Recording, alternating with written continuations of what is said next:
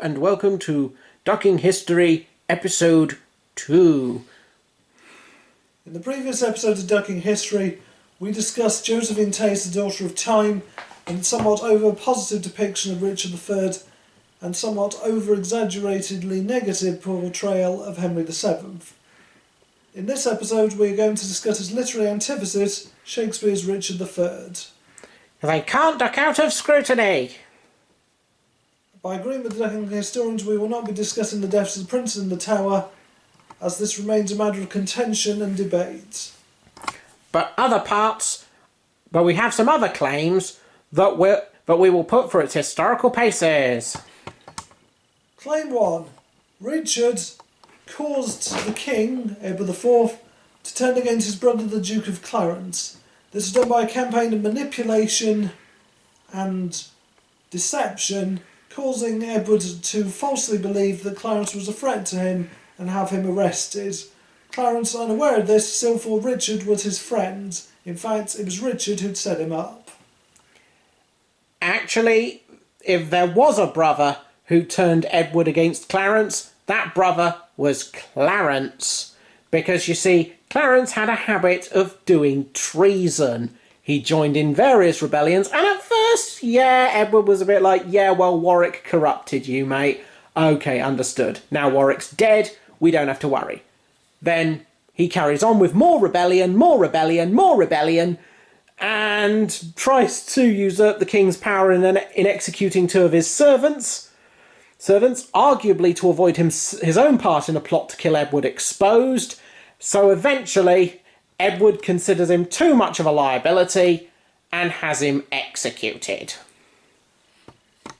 Richard then had Clarence privately murdered before an official warrant could be issued and decided, meaning that Clarence's death, despite him being accused of crimes against the king, was not a lawful execution, but an unlawful murder.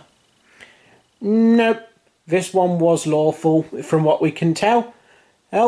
Yes, the execution was private, but that was a right that Clarence himself invoked as a nobleman, and Edward kind of went along with that because he didn't want to draw attention to any of the issues within the family, as that could damage the family's name, and as his mother seemed, from what we can tell, pointed out, if he was killed in the death of a commoner, i.e. hanged, drawn and quartered, that would be that would question the legitimacy of a monarchy whose claim was already somewhat shaky due to all the Wars of the Roses stuff going on at the time.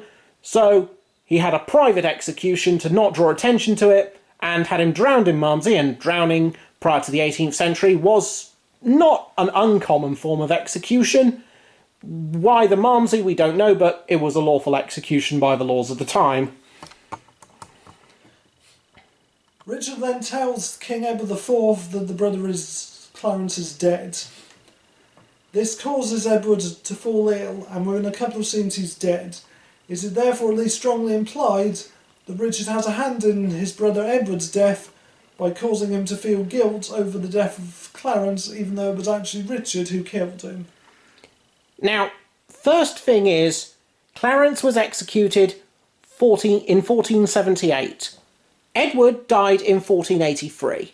Now, on its own, that wouldn't be too bad. Plays often do time compressions, putting the work of many years into an hourglass, as the prologue of Henry V puts it. However, Edward was also doing a lot of other stuff that contributed to his ill health. He was getting dangerously overweight, even by the understandings people in the Middle Ages had. He was getting drunk a lot. He was very keen on wine.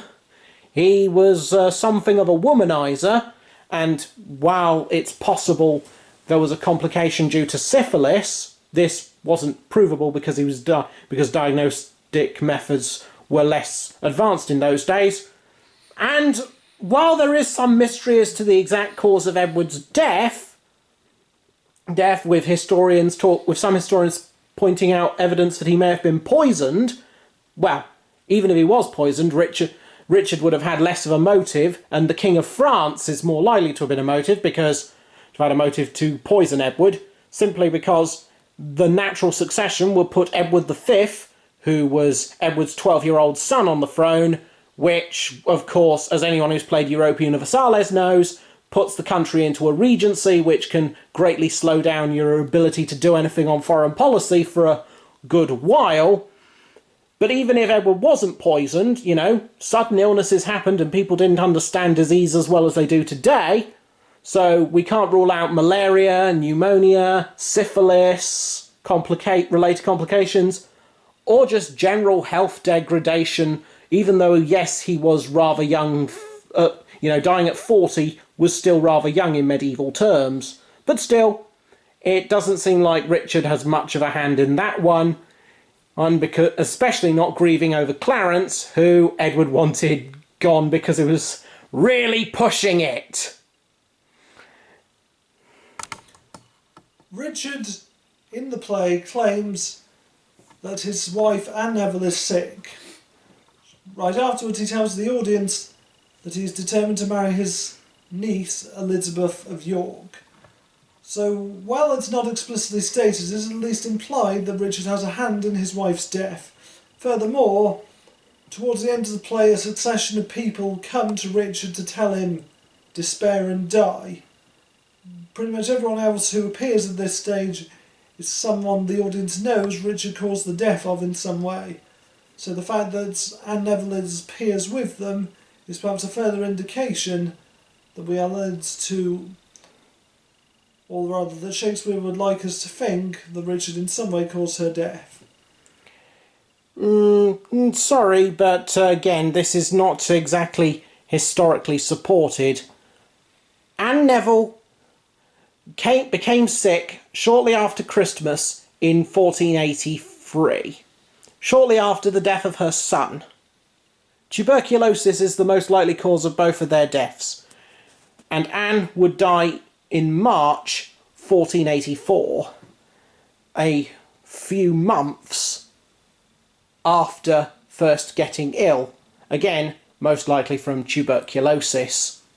So Richard would have really struggled to poison her, as she was already weakened from the nervous breakdown of the loss of her son, and the tuberculosis, possibly, quite likely, that killed her son also polished her off. Sorry.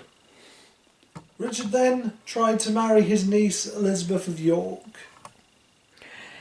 There is evidence that at the time this was a common rumour.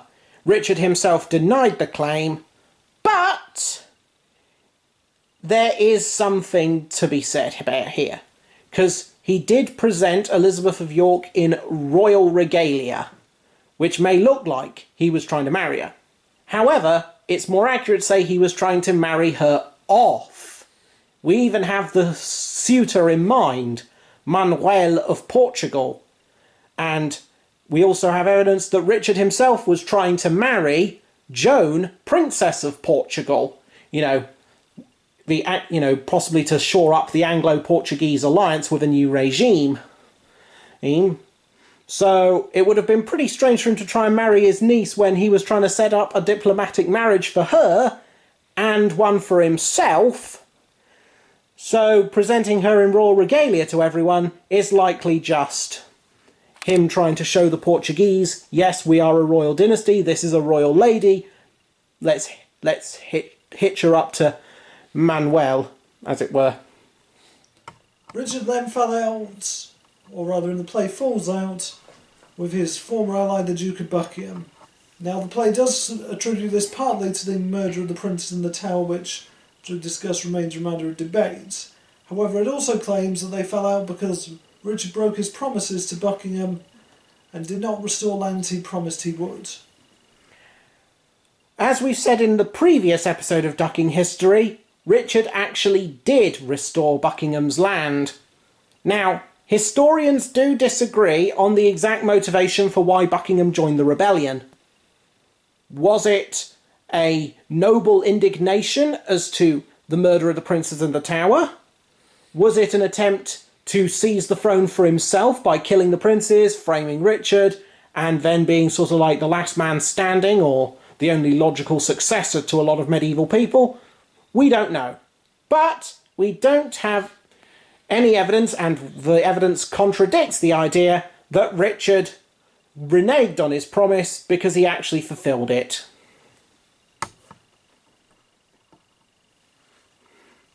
Thank you very much, Tom, for joining us today on this second episode of Ducking History. And I hope you all enjoyed this performance, and I hope you're all having a lovely day. Sources are in the description, and it was lovely having you here.